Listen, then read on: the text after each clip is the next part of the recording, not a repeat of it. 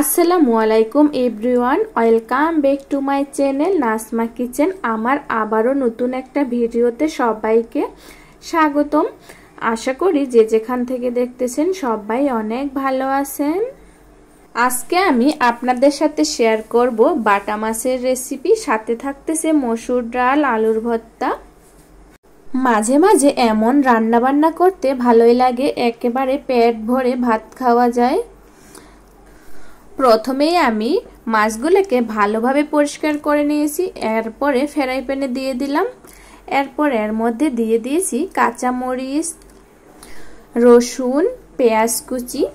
এরপর দিয়ে দিলাম হলুদ গুঁড়ো, লবণ স্বাদ মতো।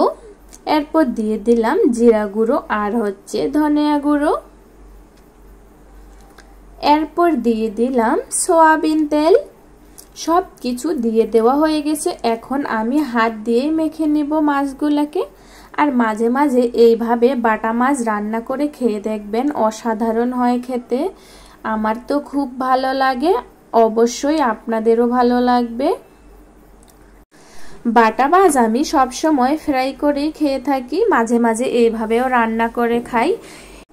আমার মা ঠিক এইভাবেই বাটা মাছ রান্না করে। আর আমার মাকে যখন আমি বেশি মিস করি তখন এইভাবে আমিও রান্না করে খাই।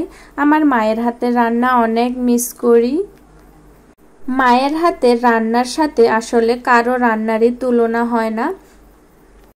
আমার মাও বাটা মাছ রান্না করলে তার সাথে মসুর ডাল, আলু ভর্তা করত, আর আজকে আমি সেটাই করব। বন্ধুরা, আপনারা সবাই ফুল ভিডিওটি দেখবেন। সব কিছু মেখে নিয়ে নেওয়ার পর পানি দিয়ে আমি ঢেকে দিয়ে দিলাম। এরপর চুলা জ্বালিয়ে দিলাম। বন্ধুরা, আমার চ্যানেলে আসার জন্য অনেক অনেক ধন্যবাদ। আর এখনো যারা আমার চ্যানেলটি সাবস্ক্রাইব করেননি, অবশ্যই সাবস্ক্রাইব করে পাশে থাকবেন। আর সবার আগে নোটিফিকেশন পেতে বেল আইকনটি ক্লিক করবেন। লাইক, কমেন্ট এবং বন্ধুদের সাথে অবশ্যই শেয়ার করবেন। কিছুক্ষণ পর আসে দেখি পানিটা প্রায় শুকিয়ে গেছে। আর এখন আমি মাছগুলো উল্টাপাল্টা করে নিচ্ছি। বাটা মাছের এই রেসিপিটি খুবই সহজ। আপনাদের যদি রান্না করতে ইচ্ছা না করে, কোনো রকম মরিচ পেঁয়াজ কেটে এইভাবে মাখিয়ে বসিয়ে দিবেন, আর একটু পরে গিয়ে দেখবেন হয়ে গেছে রান্না। মাছ রান্না করতে করতে অপর পাশে আমি ভাত বসিয়ে দিলাম। আর এই ভাতের সাথে আলুও দিয়ে দিলাম। আলুটাকে আমি ভর্তা করে নেব।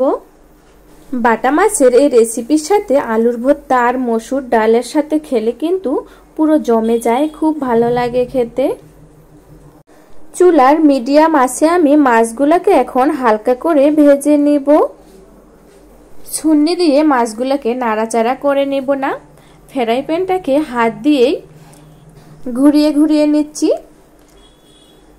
ছুন্নি দিয়ে মাছগুলোকে নাড়তে গেলে মাছগুলা ভেঙে যেতে পারে, তাই হাত দিয়ে এইভাবে করে নেওয়ার চেষ্টা করবেন। আজকে আমার এই মাছের রেসিপিটি আপনাদের কাছে কেমন লাগতেছে অবশ্যই কমেন্টে জানাবেন। আবারও বলতেছি বন্ধুরা, কোনো কিছু স্কিপ না করে ফুল ভিডিওটি দেখবেন। অনেকেই বলতে পারেন বাটা মাছ এইভাবে রান্না করলে অনেক কাটা হবে খাওয়ার সময় হয়তো একটু কাটা হবে, কিন্তু ভালো কিছু খেতে গেলে তো কষ্ট একটু করতেই হয়।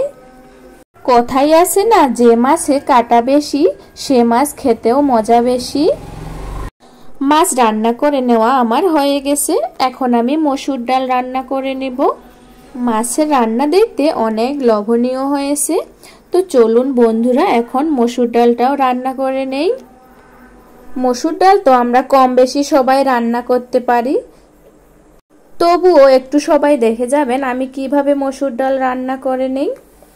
তো প্রথমেই আমি মসুর ডাল রান্না করে নেওয়ার জন্য মসুর ডাল নিয়েছি। এরপর নিয়েছি কাঁচামরিচ আর রসুন, সবগুলাই ধুয়ে এখন আমি চুলার মধ্যে বসিয়ে দিয়েছি। এরপর দিয়ে দিলাম হলুদ গুঁড়ো। মসুর ডালটা এখন আমি সিদ্ধ করে নেব। আর এই যে দেখুন, অপর পাশে আমার ভাত হয়ে গেছে আর আলুও সিদ্ধ হয়ে গেছে। এখন আমি আলুর খোসা ছিলে নিব। আর এই পাশে দেখুন মরিচও পুড়ে নিয়েছি আলু ভর্তার জন্য। মসুর ডালও সিদ্ধ করে নেওয়া আমার হয়ে গেছে, চুলা বন্ধ করে দিয়ে দিলাম। এখন মসুর ডালটাকে এই ঘুটনিটার সাহায্যে ভালোভাবে বেটে নিব। মসুর ডালটা আমার খুব সুন্দরভাবে সিদ্ধ হয়ে গেছে, অল্প একটু নাড়াচাড়া করে নিলেই খুব সুন্দরভাবে ভেঙে যাচ্ছে। আর এই যে দেখুন মসুর ডালটা আমার বেটে নেওয়া হয়ে গেছে, এর মধ্যে আমি পানি ঢেলে দিয়ে দিলাম। মসুর ডাল রান্না করলে আমি একটু ঘন করেই ডালটা রান্না করি।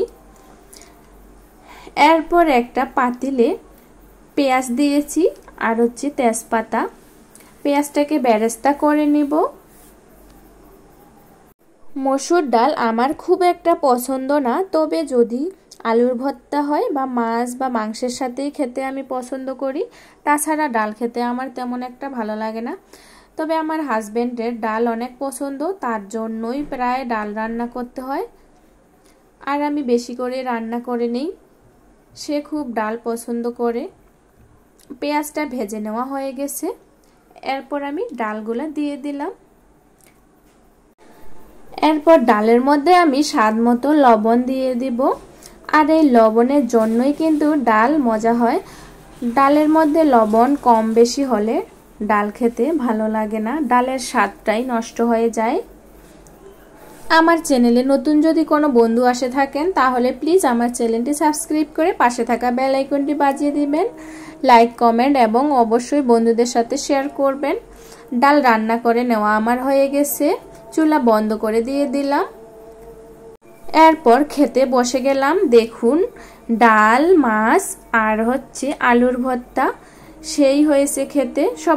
সবাই ভালো থাকবেন, এখানেই শেষ করলাম। আল্লাহ হাফেজ।